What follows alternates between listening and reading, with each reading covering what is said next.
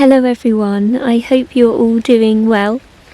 So it's time for another nature trail, and this time I've returned to this wonderful woodland reserve that I actually visited earlier on in the year. So this site consists of ancient woodland, and due to this it is a really valuable remnant that supports so many different woodland trees and many other plants.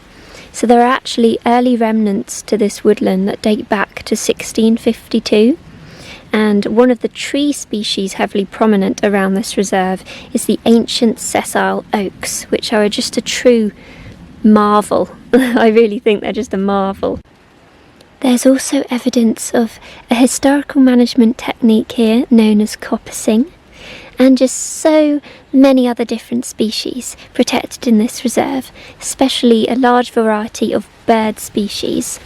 Upon arriving at the reserve, I actually saw a grey wagtail, which I managed to get a little glimpse of. Now let's just marvel at the colours. Aren't they just wonderful? I'm always in awe of the variety and differing colours, shades and leaves. I call them nature's watercolour.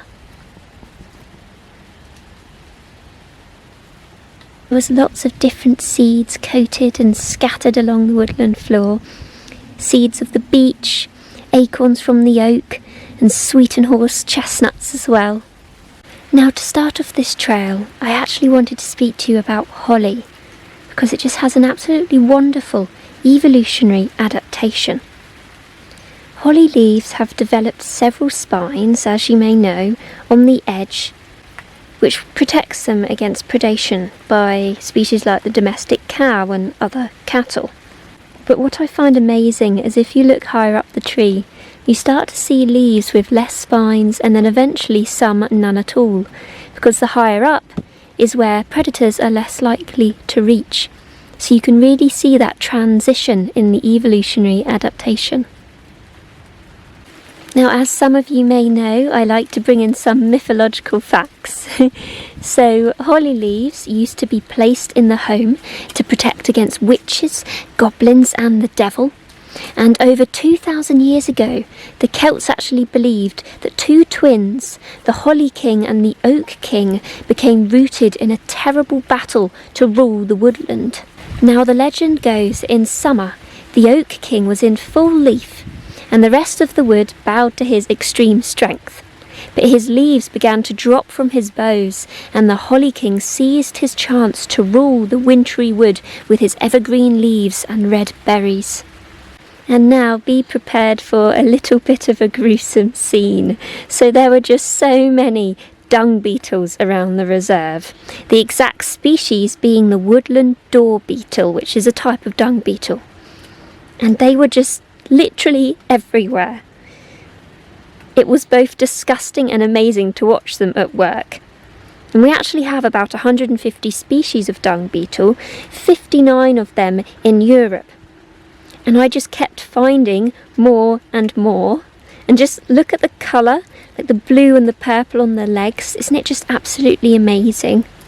So I'll now leave you with a little kind of run through of me finding some more and more and more.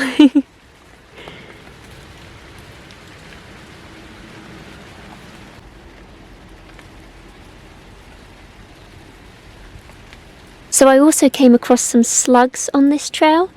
Now yes, they may look a bit strange and slimy, but these beings actually have a really interesting evolutionary history. Slugs evolved from snails by reducing the size of their shell and internalising it. So yes, a lot of slugs actually have internal shells. So slugs actually have tentacles on their heads with light-sensing eye spots, while the lower pair of tentacles helps give them their sense of smell. And both pairs are retractable, as you can see here. And the foot, which is the bottom side of the slug, moves by rhythmic waves of muscular contraction, secreting layers of mucus and preventing damage to the foot as they move along, which also actually acts as a natural antibacterial. And on the side is the location of the pallial lung. So when they evolved from ocean to land, they evolved a pallial lung. to breathe out of water. So you can see the hole on the right side. That is the location of the pallial lung. And for some species this hole remains permanently open, and for others it opens and closes as they breathe. And of course you can't have a nature trail without fungi, some of nature's most important decomposers, breaking down plant and animal debris, cycling nutrients and returning it to the soil. Fungi are just so diverse, and there are just so many shapes and sizes and colours. Now the part we see here is actually known as the fruiting body.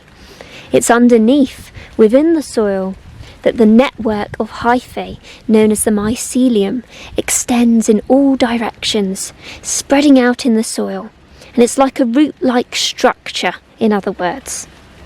Now fungi are actually more closely related to animals than they are plants. They have their own taxonomic kingdom, and fungi communication is actually a thing.